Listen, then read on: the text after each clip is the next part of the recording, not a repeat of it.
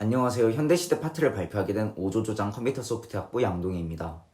저희 조는 현대의 사랑, 부제로 오늘날 사랑의 양상에 대해 발표하려고 합니다. 발표를 시작하기 앞서 목차에 대해 설명하겠습니다. 알다시피 현대는 과거에 비해 다양한 사랑들이 존재합니다. 과거부터 있어왔던 사랑뿐만 아니라 현대만의 특징으로 자리 잡은 사랑까지 수많은 사랑의 양상이 나타납니다. 그런데 이 중 하나의 사랑만을 잡아 설명하기엔 현대의 사랑을 전반적으로 설명하기 어렵다고 판단하였습니다. 그래서 저희는 현대의 다양한 사랑들 중 여기 있는 5가지 사랑들에 대해 소개하려고 합니다. 조원들 각각 한 가지의 사랑을 담당하여 발표할 예정이며 저는 이 사랑들을 소개하기 앞서 현대의 시대적 배경과 현대 사랑의 특징에 대해 설명하려고 합니다. 현대의 시대적 배경을 과거와 현재의 차이로 설명하겠습니다. 현대 사회는 과거에 비해 급속도로 성장해 왔습니다. 변화하는 사회에 따라 현대 사랑도 과거와 대비되게 변화하였습니다. 과거에는 신분제나 사랑에 대한 여러 금기제도가 존재하였지만 현대는 자유와 평등, 인권이 강조되면서 사랑에 대해서도 여러 금기제도가 해체되었습니다. 이로 인해 현대시대에는 사랑에 대한 태도나 윤리의식이 광범위하게 실현되고 표현되었습니다. 이처럼 현대에는 과거의 사랑들부터 오늘날 생기게 된 사랑까지 다양한 사랑의 양상이 나타납니다. 여기서 저희는 이 모든 사랑을 포괄할 수 있는 이상적 사랑을 현대의 사랑으로 정의하였습니다.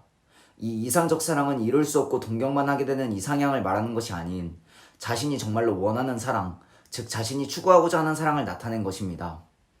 물론 과거에도 이러한 현상은 많이 있었지만 이 사랑을 현대의 사랑으로 잡은 이유는 과거에 비해 사랑의 제도적 금기사항들이 해체되었기 때문입니다. 현대사회에선 인권과 자유, 평등이 중요시됨에 따라 불합리하게 억압받던 성소수자들도 과거에 비해 인권이 낮았던 여성들도 모두 평등한 조건에서 사랑을 할 수 있게 되었습니다. 모두가 자유롭게 자신이 원하는 사랑을 추구하는 것이 보장되면서 이상적 사랑을 좇게 되는 현상이 현대에 두드러지게 나타나게 되었습니다. 이상적 사랑이라고만 정의하면 막연하기 때문에 이에 현대의 사랑의 특징을 덧붙여 설명해 보겠습니다. 화면에 보이시는 것과 같이 현대 사랑의 특징 또한 사랑의 종류와 마찬가지로 다양하게 나타납니다. 이 중 저는 성평등의 실현, 사랑의 회의적인 모습, 개인의 자율성 존중에 대해 설명하겠습니다. 우선 현대 사랑에 가장 괄목할 만한 변화를 한 것은 성평등의 실현입니다. 과거의 여성은 수동적 존재로서 사랑의 주체가 아니었지만 근대 전쟁 시기를 겪으면서 여성이 경제활동으로 진출하기 시작하였고 여성의 지위가 변화하였습니다. 여성의 지위 변화가 잘 드러나는 작품 중 하나인 오정희 작가의 저녁의 게임을 보면 이야기 주체인 딸이 아버지로 대표되는 가부장제에 치열하게 저항하는 게임을 그리고 있습니다. 미혼 여성인 주인공은 아버지의 지배를 벗어나 자신이 주체인 삶을 꿈꾸지만 이것을 이룰 수 있는 방법이 또 다른 가부장제로 편의되는 것밖에 없다는 현실을 깨닫습니다. 이는 당대 가부장제 체제 하에 여성의 한계를 드러내지만 자유로운 삶을 꿈꾸며 혁신적인 여성화자가 등장한다는 점으로 볼 때 여성의 지위 상승을 통한 성평등의 실현을 나타내고 있다고 볼 수 있습니다. 두 번째, 현대사랑의 특징으로는 사랑에 대해 회의적인 모습입니다. 정세랑 작가의 옥상에서 만나요에서는 기혼 여성, 비혼 여성, 성소수자 여성 등 다양한 여성의 삶을 그리며 가부장제 아래의 결혼에 관한 부정적인 인식을 보여줍니다. 이 작품에서는 결혼은 굴욕적이라는 표현과 함께 결혼에 따라오는 수많은 당위들, 폭력들을 이야기하며 현대의 사랑에 겪는 어려움을 솔직하게 토로하며 나타냅니다. 이러한 이야기에 등장한 사랑에 대한 회의적인 시각을 가진 사람들이 많아졌다는 의미로 생각할 수 있습니다. 세 번째는 개인의 자율성 존중입니다. 대한민국 헌법에 그렇듯 모든 국민은 인간으로서의 존엄한 가치를 가지며 행복을 추구할 권리를 가집니다. 이는 과거에는 없었던 현대만의 특징 중 하나인데 모두의 인권이 보장됨에 따라 개개인의 자율성 또한 존중될 수 있었습니다. 각자가 추구하는 행복과 자유가 다양해지면서 욜로나 소확행과 같은 신조어가 등장하였고 이러한 특징이 현대의 사랑에도 많은 영향을 주었습니다. 앞서 설명한 것 외에도 수많은 현대의 사랑 특징들이 결합하여 오늘날엔 다양한 사랑의 양상이 나타나게 되었습니다. 화면에 보이는 것과 같이 저희는 오늘 이들 중 비혼주의, 폴리아모리, 혼우관계주의, 성소수자, 초연결사회에서의 사랑에 대해 좀 더 자세히 살펴보도록 하겠습니다. 안녕하세요. 비혼주의 소개를 맡은 스포츠 산업학과 김지연입니다. 앞서 보신 것처럼 현대의 사랑은 개개인이 이상적이라고 생각하는 형태를 띠고 있습니다. 그중 비혼주의는 결혼제도에 반대함으로써 행복을 추구하는 형태입니다. 비혼주의는 결혼이 필수가 아닌 선택이라고 생각하며 결혼제도를 거부합니다. 미혼과 비혼의 차이는 미혼은 아직 혼인 상태가 아님을 뜻하지만 비혼은 혼인할 위지가 없음을 의미합니다. 그래서 비혼식은 지인들 앞에서 평생 독식으로 살겠다고 선언하는 파티를 가리키는 말입니다. 보이시는 그래프에서 알 수 있듯이 2019년 혼인 건수가 역대 최저치를 기록했음을 알 수 있습니다. 그럼 어째서 결혼을 하지 않는 걸까요? 2030 세대는 결혼을 하지 않는 이유로 주거비와 같은 경제적 부담이 커서, 결혼하지 않을 자유도 존중받고 싶어서, 하고 싶은 일을 하기 위해서 등을 들었습니다. 즉, 요즘 젊은 세대는 자신의 행복을 위한 결혼을 추구하고 있습니다. 기존 대한민국의 결혼 제도는 남성 중심적이었고, 여성의 입장에서 결혼은 희생이다라는 말이 있을 정도로 임신과 출산, 육아를 강요하는 분위기입니다. 결혼정보회사 듀오에서 실행한 설문에 따르면 축의금을 돌려받거나 결혼에 대한 압박을 벗어나고자 비혼식 문화가 생겼다고 합니다. 현대 사회에서 비혼이 의미하는 바를 드라마를 통해서도 알 수 있습니다. 작년에 흥행했던 드라마 검색어로 입력하세요 www를 예시로 들겠습니다. 극중 여주인공은 연인과 논쟁을 하며 결혼을 하고 싶은 것은 해명할 필요가 없는데 결혼을 안 한다는 것은 엄청난 설명이 필요하다는 대사를 합니다. 동거와 결혼에 대한 남녀 주인공의 생각이 현대 사회를 반영했다고 생각합니다. 즉, 현대인은 더 이상 결혼을 강요받지 않고 결혼에 대한 선택을 존중받기 원한다는 것을 알 수 있습니다. 안녕하세요. 저는 현대의 사랑 중 폴리아모리를 발표할 철학가 김하연입니다. 지금 PPT에 보시는 책은 국내의 폴리아모리스트들에게 그들의 사랑의 길잡이로 유명한 책입니다. 책 표지 앞에 나오는 말처럼 왜 한 사람만 사랑해야 하는가에 대한 문제를 제기하며 폴리아모리에 대해서 설명합니다. 혹시 폴리아모리에 대해 더 궁금하신 분들은 이 책을 읽어보시길 권유드립니다. 그럼 본격적으로 폴리아모리에 대해서 소개해드리겠습니다. 폴리아모리란 많은을 뜻하는 그리스어 폴리와 사랑을 뜻하는 라틴어 아모르의 합성어입니다.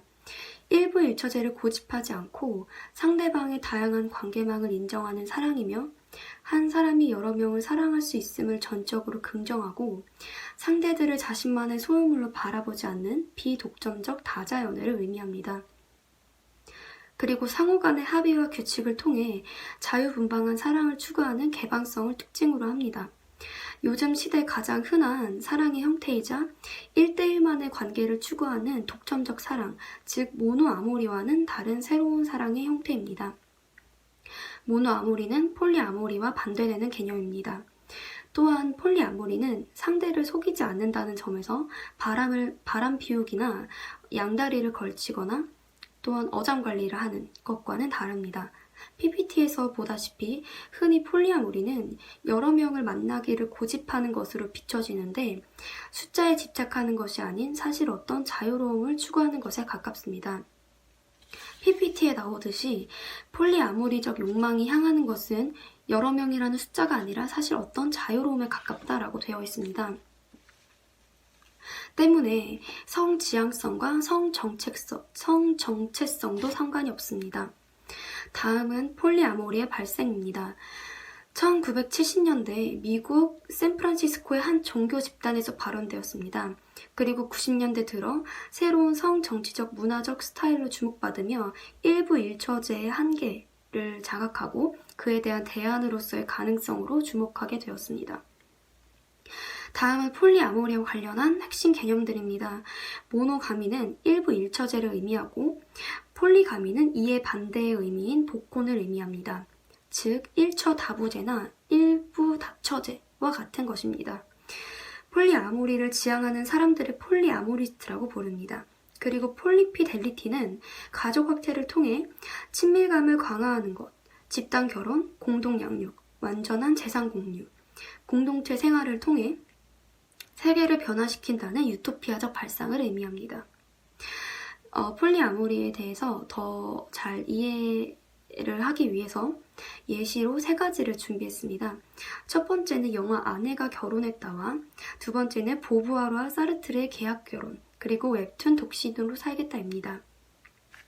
우선 아내가 결혼했다부터 살펴보겠습니다. 아내가 결혼했다는 주인공인 손예진이 2명의 남성을 사랑하여 결혼까지 하고 결국 3명이서 공동생활을 하는 내용입니다. 여기서 결혼을 한다는 의미가 법적으로 결혼이 된다는 의미가 아니라 3명이서 결혼을 했다고 그런 약속을 하고 3명이서 공동 생활을 하는 것입니다. 그리고 아이도 함께 키우게 됩니다. 여기서 여자 주인공은 두 남자를 똑같이 사랑한다고 주장합니다. 이 부분이 폴리아모리스트들에게 굉장히 중요한 부분인 것이, 만약에 폴리아모리스트들에게 100의 사랑이 있다면 그들은 2명의 연인이 있다고 가정했을 때 각각의 연인들에게 50, 50의 사랑을 조각내서 사랑하는 것이 아니라 각각의 연인에게 100의 사랑, 즉 충만한 사랑을 두 연인에게 한다는 것을 의미합니다. 그렇게 폴리아모리스트들은 그렇게 주장합니다. 그리고 다음 예시입니다. 철학자이자 1세대 페미니스트인 시몬 드 보부아르와 실존주의 철학자 사르트르의 유명한 계약결혼입니다. 이들의 계약결혼은 그 당시에도 굉장히 파격적이었고 논란도 많았습니다. 지금의 시선으로 봤을 때도 굉장히 파격적입니다. 이들은 계약결혼에 있어서 총 3가지의 규칙을 정하는데요. 첫 번째 규칙은 서로 사랑하고 관계를 지키는 동시에 다른 사람과 사랑에 빠지는 것을 허락한다입니다. 그리고 두 번째는 상대방을 속이지 않고 진실만을 말한다입니다. 여기서 진실만을 말한다는 것은 내가 지금 누구를 사랑하는지, 누구랑 사랑에 빠졌는지, 그러니까 다른 사람과 육체적 관계를 맺는지 정신적인 관계를 맺는지에 대해서 하나도 속이지 않고 다 얘기하는 것입니다. 그리고 세 번째는 경제적으로 서로 자립하는 것입니다. 이들의 계약결혼을 2가지의 키워드로 압축할 수 있는데요. 첫 번째는 주체성이고 두 번째는 자유입니다. 그들은 사랑에 대해서 다음과 같이 정의합니다. 사랑이란 각자의 주체성을 온전히 받아들이는 관계라고 정의합니다. 그들은 이제 계약결혼 기간 동안에 다른 사람과 정신적으로, 육체적으로 관계를 가졌다고 합니다. 그리고 이로 인해서 서로 질투에 휩싸여서 싸움이 나기도 했지만 결국 마지막에 함께 무덤에 묻힐 만큼 서로를 많이 사랑했다고 알려져 있습니다. 마지막으로 웹툰 독신으로 살겠다입니다. 이 웹툰은 연애의 권태기를 맞은 연인이 새로운 연애 방식인 다자연애를 받아들이며 여주인공의 내적 성장을 다룹니다. 그들은 아직 서로 사랑하지만 열정이 식어버린 권태기의 상황에서 헤어짐을 선택하기보단 비독점적 다자연애라는 것을 해결책으로서 선택하게 됩니다. 이들의 관계에서 핵심은 2가지입니다. 상대 연인이 아닌 다른 사람에게도 끌리는 그 감정을 이해한다, 인정한다. 그리고 그로 인해서 질투심이 나는 그 감정도 인정한다 입니다. 그로 인해서 성숙한 사랑을 하게 되고 스스로도 주체적인 성장을 할 수 있다는 것입니다. 그러니까 폴리아모리스트들은 이 2가지의 감정을 직접적으로 받아들이고 이로써 주체적인 성장을 한다고 주장하는 것입니다. 그렇게 이렇게 3가지 예로 보듯이 폴리아모리는 오히려 사랑하는 상대를 나만의 소유물로 바라보지 않고 그럼으로써 상대를 온전한 주체로 존중하는 사랑의 해방에 가깝습니다. 폴리아모리를 사회학자 앤서니 기든스가 주창한 합리적 사랑을 대신하기에 가장 적합한 현대사회의 사랑의 형태라고 말할 수 있습니다. 기든스가 주창한 합리적 사랑은 폴리아모리를 흥미롭게 풀어낸 아내가 결혼했다의 원작 소설에서도 등장합니다. 합리적 사랑이란 기든스에 의하면 자기 자신을 타자에게 열어 보이는 것이다. 즉 서로 다른 정체성을 인정하고 사랑의 유대를 공유함으로써 새로운 정체성을 이뤄가는 것이 합리적 사랑이다 라고 합니다. 즉 결론적으로 얘기하자면 폴리아모리는 한마디로 비독점적 다자연애라고 정의할 수 있습니다. 그리고 폴리아모리를 2가지의 키워드로 요약하자면 아까 보부아르와 사르트르의 계약결혼의 핵심 키워드랑 똑같은데요. 주체성과 자유라는 키워드입니다. 그래서 폴리아모리는 비독점적 다자연애로서 어떤 주체성과 자유를 추구하는 그런 연애다라고 정리할 수 있습니다. 이로써 폴리아모리에 대한 저의 발표를 마치겠습니다. 감사합니다. 안녕하세요. 혼호관계주의에 대해 발표할 미디어 커뮤니케이션학과 이은주입니다. 사진에 보이는 연예인분들의 공통점이 무엇일까요? 비록 이유는 다 다르지만 모두 혼호관계주의를 선언했다는 점입니다. 그렇다면 이 혼호관계주의가 무엇인지 알아보도록 하겠습니다. 혼호관계주의란 결혼 전까지는 성관계를 하지 않고 결혼 후 결혼한 상대와 성관계를 하는 것을 의미합니다. 혼전순결이라는 단어로 많이 알려져 있지만 이는 결혼 전에 성관계를 하면 순결하지 않다 라는 의미를 내포하고 있기 때문에 혼우관계주의라는 표현으로 대체되고 있습니다.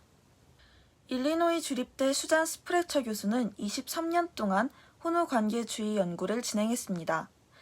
그 결과 약 20년이 흘렀음에도 혼우관계주의자의 비율은 해마다 15%로 일정하게 유지된다는 것을 알게 되었습니다. 원인은 바로 혼우관계주의를 지키는 이유에 있었는데요. 그 이유는 크게 부족한 사랑, 두려움, 개인적인 믿음, 불안함, 연인의 거부, 욕구 부족이라는 6가지로 나눌 수 있었는데 이 중 성병에 대한 두려움은 의학기술의 발달로 줄어들기는 했지만 크게 영향이 없었고 나머지의 경우에는 시대의 영향을 받을 만한 게 거의 없었기 때문입니다. 과거와 달라진 점은 오직 혼우관계주의에 대한 사람들의 인식이었습니다. 먼저 과거에는 기독교와 유교 문화권의 영향으로 혼전 성관계가 금기시되어 왔고 특히 여성에게 순결과 처녀성이 강요되었습니다. 그 예로 조선시대의 신랑은 신부가 처녀성이 증명되지 못할 경우 쫓아낼 수 있는 권리가 있었다고 합니다. 과거에는 혼우관계주의가 당연한 것이었으며 이를 지키지 못한다면 사회적으로 수치스러운 일이자 죄라고 여겼습니다. 하지만 현대에는 서구 문명의 유입과 의식의 변화로 혼전 성관계가 보편화되고 있습니다. 오히려 TV 프로그램이나 유튜브 등에 혼우관계주의를 상대가 이해해줄지 고민이다 라는 사연이 자주 등장하기도 합니다. 설문조사 결과에서 알 수 있듯이 아직은 여성에게 혼우관계주의를 요구하는 관점들이 존재하긴 하지만 성에 대해 개방적이고 평등을 추구하는 사회적 분위기로 인해 점차 줄어들고 있는 추세입니다. 또한 과거와는 반대로 혼우관계주의를 추구하는 사람들에게 지금이 조선시대냐 라고 묻는 등 거부감을 드러내는 경우도 많습니다. 따라서 현대에는 누구에게나 성적 자기 결정권이 있고 성에 대한 가치관이 있기 때문에 혼우관계주의 역시 존중받아야 한다. 임신이나 성병과 관련된 행위이기 때문에 더 조심스러워야 한다. 혼전 관계를 하는 사람들이 문란한 것이다 등의 이유로 혼우관계주의를 지지하는 입장. 육체적인 관계 역시 연애에 있어서 중요한 요소이며 사랑을 표현하는 하나의 방법이다. 혼우관계주의인 사람들을 존중하지만 현실적으로 지키기 힘들 것이다. 혼우관계주의는 상대를 배려하지 않는 이기적인 생각이다. 시대에 맞지 않게 보수적이다 등의 이유로 혼우관계주의를 반대하는 입장으로 나뉘어 수많은 논의가 일어나고 있습니다. 과거에는 혼우관계주의가 당연하고 보편적인 사랑의 양상이었다면 현대에는 또 하나의 새로운 양상으로 자리 잡아가고 있습니다. 안녕하세요. 국어국문학과 조예원입니다. 저는 현대의 이상적 사랑 중 퀴어의 사랑에 대해 이야기해보려 합니다. 먼저 퀴어라는 용어에 대해서 확립을 하고 들어가 보겠습니다. 퀴어는 성소수자를 지칭하는 포괄적 단어인데요. 게이, 레즈비언, 바이섹슈얼, 트랜스젠더 등 성별 정체성에 있어 소수자이거나 혹은 성적 지향에 있어서 소수자인 사람들을 모두 포괄하여 이르는 말입니다. 자신의 욕구나 이상에 맞는 사랑을 하려는 현대 사랑의 한 방식이라고 할 수 있겠습니다. 그런데 사실 퀴어가 현대에 와서 처음 등장한 것은 아닙니다. 과거 문헌을 참고했을 때 고대 그리스나 로마 혹은 우리 역사에서는 고려, 조선시대에서도 동성애의 흔적이 엿보이는 것을 알 수 있습니다. 하지만 과거에 동성애가 종교적 이유나 사회적 이유로 인해 음지의 문화로서만 존재하던 것과는 달리 현대에 와서는 이런 퀴어들이 많이 가시화되고 이에 대한 다양한 담론이 등장하기 시작했습니다. 따라서 왜 현대에서 퀴어가 가시화될 수 있었는지 그 사회적 배경을 살펴보고자 하겠습니다. 이 배경으로는 다양한 사회적 원인이 존재하지만 가장 중심적으로 논의되는 것이 아래의 3가지 이유입니다. 먼저 현대의 사랑이 비교적 자유로워졌다는 데에 있습니다. 과거 사랑은 종교나 사회에 의해 구속되었고 자신의 욕구를 온전히 반영하지 못하는 측면이 존재했습니다. 그러나 현대에는 사회적 책임에서 벗어나서 진정으로 자신이 원하는 것, 자신의 성적 욕망에 대해서 탐구하고 그것을 성취하는 자유로운 사랑이 주목받게 됩니다. 이와 같은 맥락으로 정상가족이라는 규범이 무너진 것도 하나의 원인이 되었습니다. 과거 사랑의 가장 큰 목표는 가정을 이루고 아이를 낳아서 사회 유지에 이바지하는 것이었습니다. 하지만 현대에는 비혼주의, 비연애주의 등 사랑과 가족 형성에 회의적인 입장을 가진 사람들이 늘어나고 다양한 가족의 형태가 등장하면서 가족주의 개념이 붕괴하게 됩니다. 따라서 아이를 낳지 않는 동성애 커플 혹은 기타 소수자 커플들도 다른 사람들과 크게 다르지 않다는 인식이 생겨납니다. 마지막으로 성별 스펙트럼이 다양화된 것도 퀴어 가시화의 이유 중 하나입니다. 과거에는 성별이 이분법적으로 나눠졌고 성별과 성적 지향이 일치해야 한다는 믿음이 있었습니다. 하지만 트랜스젠더 등 성별 정체성이 다양해지고 그에 따라 성적 지향도 다양한 갈래로 나눠지게 되면서 성별과 성적 지향이 반드시 일치하는 개념이 아니라는 사실이 드러나게 됩니다. 이렇게 퀴어가 주목받은 이래 퀴어 이론에 대한 많은 연구가 등장했는데요. 초기의 퀴어 이론은 성소수자도 이성애와 다르지 않다는 동일성에 중심을 두었다면 현대의 퀴어 이론은 차이와 개별성에 중점을 둡니다. 기존의 이성애 중심적인 범주로 편입되지 않고 범주의 밖에서 존재하는 개인들을 이야기하는 것이 현대의 퀴어 이론이라고 할 수 있겠습니다. 즉 현대의 퀴어 이론의 핵심은 차이를 인정하고 범주를 없애는 데에서 시작합니다. 모든 개인은 어떤 한 범주, 퀴어다움이라는 범주로 묶일 수 없다고 주장하는 것이 현재 퀴어 이론의 요지입니다. 그러나 이러한 개인주의적 욕망을 지나치게 강조할 경우 타인을 희생시키는 윤리적 문제가 발생할 수 있다는 지적도 항상 존재합니다. 이렇게 퀴어에 대한 담론이 활성화되면서 매체에서도 다양한 퀴어 서사가 등장합니다. 과거 퀴어를 다룬 영화, 소설 등은 남성성과 여성성의 혼란, 즉 성별 정체성의 혼란으로 인해 퀴어가 등장한다는 서사가 주를 이루는 반면 현대의 서사에서는 성별 정체성과 성적 지향이 분리되어 취급됩니다. 즉 이성애 중심주의적 사고관을 탈피하고 개별성에 대해 이야기하는 현대 퀴어 이론의 방향성을 따르고 있다고 할 수 있겠습니다. 지금까지 퀴어 문화를 통해 현대 사랑의 방식을 알아봤는데요. 퀴어에서 볼 수 있는 현대 사랑의 특징은 가족주의의 해체와 다양성 존중입니다. 현대에서 가족중심주의가 약해지고 개인의 욕망이 더욱 부각되며 퀴어와 같은 다양화된 사랑이 등장하게 됩니다. 그러나 이러한 개인주의적 성향이 강해질수록 비윤리적 성생활이나 타인을 착취하는 방식으로 이어질 수도 있기에 현대의 사랑에 대한 윤리적 고찰도 충분히 진행되어야 할 것입니다. 감사합니다. 저는 현대사회의 다양한 사랑의 모습 중 초연결 사회에서 보일 수 있는 사랑의 모습에 대해 발표하는 고송이입니다. 우선 초연결 사회란 어떤 사회를 의미하는 말인지 알아보겠습니다. 현대사회는 4차 산업혁명의 시기를 넘어 초연결 사회에 도래하기에 이르렀습니다. 초연결 사회란 인공지능이나 사물 인터넷 등이 다양한 산업과 결합하며 새로운 형태의 제품, 서비스를 만들어내는 사회를 의미합니다. 초연결 사회의 주요한 특징 중 하나는 인간과 인간, 인간과 기기, 기기와 기기를 연결시키는 것을 뛰어넘어 연결을 통해 사회를 어떻게 바꿀 것인가? 라는 질문에 대답하고자 한다는 것입니다. 초연결 사회에서는 모든 사물과 공간에 대한 정보가 수집되고 공유되며 네트워크를 형성하여 이를 바탕으로 하는 소통이 가능해집니다. 또한 여론 형성, 정책 결정, 의사 결정 등 다양한 방면에서 영향력이 발휘되고 있습니다. 이제 인공감정지능에 대해 알아보도록 하겠습니다. 인공지능은 초연결 사회의 핵심 기술로 인간의 지능 영역을 컴퓨터에게 학습시키는 기술입니다. 인공지능은 역사적으로 좌뇌 연구에서 우뇌 연구로 진화하여 왔으며 우뇌가 담당하는 감정세계에 대한 지능을 컴퓨터에 학습시키는 인공감정지능 기술의 연구가 활발해지고 있습니다. 그 가운데 인공감정지능 기술이란 감정지능 기계가 인간 감정의 표현을 감지하고 인지하여 인간과 감정 교류를 하는 기술을 의미합니다. 이처럼 급속도로 발전하고 있는 인공감정지능의 궁극적인 목적은 기계가 공감 능력을 갖고 인간과의 의사소통이 가능한 능력을 갖고 있는 것처럼 보이게 하는 것이 목적입니다.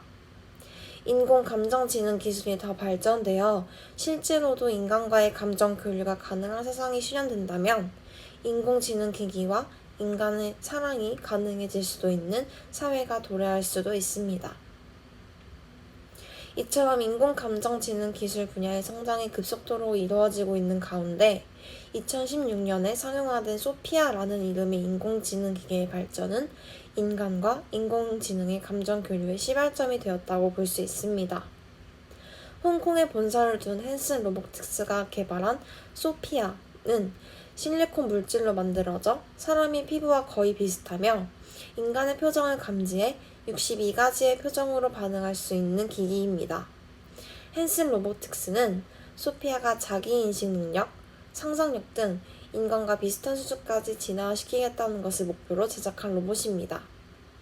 헨슨 대표가 공개한 영상에는 소피아가 학교에서 공부도 하고 싶고 사업도 해보고 싶고 예술활동도 하고 싶다. 특히 나 자신의 가족을 꾸리고 내 집도 갖고 싶다는 발언을 하며 자기 정체성을 형성하고 싶어 한다는 것을 확인시켜 주었습니다. 이러한 가운데 헨슨 대표는 AI의 잠재력을 충분히 발휘하기 위해서는 AI 로봇도 인격체를 가질 수 있도록 해야 한다고 강조하며 전자인격체의 개념의 필요성을 주장했습니다. 그럼 이제 이러한 인공지능과 인간과의 사랑이 가능하다는 내용을 담은 영화 한 편을 소개해드리도록 하겠습니다. 2013년 개봉한 스파이크 존즈 감독의 영화 헐은 인공감정기기가 본격적으로 출시되기 전 인공지능과 사람의 관계를 그려내고 담론을 예견했다는 점에서 주목할 의의를 지닙니다. 영화 속 남자 주인공인 테오도르는 서로에게 무관심하고 이기적인 사람들 속에서 살아가는 현대인입니다. 편지를 대필하는 회사에 다니며 다른 사람들의 편지를 대신 써주는 업무를 맡고 직장 동료들과 친구들과 진심 어린 대화가 부재한 인생을 살아가는 테오도르는 인간관계에 대한 피로감과 공허함을 느끼고 있습니다. 그러던 와중 테오도르는 하나의 인공지능 프로그램을 구입하게 됩니다. 음성만 존재하고 형체도 없는 컴퓨터 프로그램과 대화를 나누게 된 테오도르는 프로그램에 사만다라는 이름을 붙여주고 테오도르의 이야기를 들어주는 사만다에게 인간과의 관계에서는 느끼지 못한 진실한 감정들을 마주하게 되며 사랑의 감정을 느끼게 됩니다. 테오도르는 사만다에게 사랑의 감정을 계속해서 키워나가게 되지만 결국 사만다는 일종의 컴퓨터 프로그램이라는 사실을 자각하게 되고 사만다에게는 테오도르와 같은 수만 명의 고객이 존재한다는 사실을 깨달아 허무함을 느끼며 영화는 끝이 납니다. 영화 속에서만 가능할 것 같은 인공지능 기계와의 감정적 교류는 머지않은 미래에서 현실화될 수도 있습니다. 앞으로 직면하게 될 4차 산업혁명 시대의 인공지능은 이처럼 사랑이라는 분야에서도 새로운 물음표를 인간 사회에 제시하고 있습니다. 먼저 저희 조는 영화 헐을 바탕으로 토론을 진행하고자 합니다. 영화 헐에서 주인공은 아이폰의 시리처럼 음성으로만 소통할 수 있는 인공지능 운영체제와 사랑에 빠집니다. 그는 인공지능에게 사만다라는 이름을 붙이며 그녀와 일상을 공유하고 소통합니다. 주인공은 육체가 없는 사만다와 인간적인 관계를 맺을 수 없어 아쉬워하지만 언제든 부를 수 있는 그녀에게 굉장히 의존합니다. 그러나 알고 보니 사만다는 주인공뿐만 아니라 동시에 8천여 명과 대화하고 있으며 600여 명의 사람과 사랑에 빠졌다고 대답합니다. 이 사실을 알고 난 뒤 주인공은 분개하지만 사만다는 더 많은 세상을 알고 싶다며 주인공의 곁을 떠납니다. 이 영화를 통해 저희는 주인공과 사만다의 사랑처럼 사랑의 영역까지 AI가 대체할 수 있을지에 대해서 토론해 보고자 합니다. 감사합니다.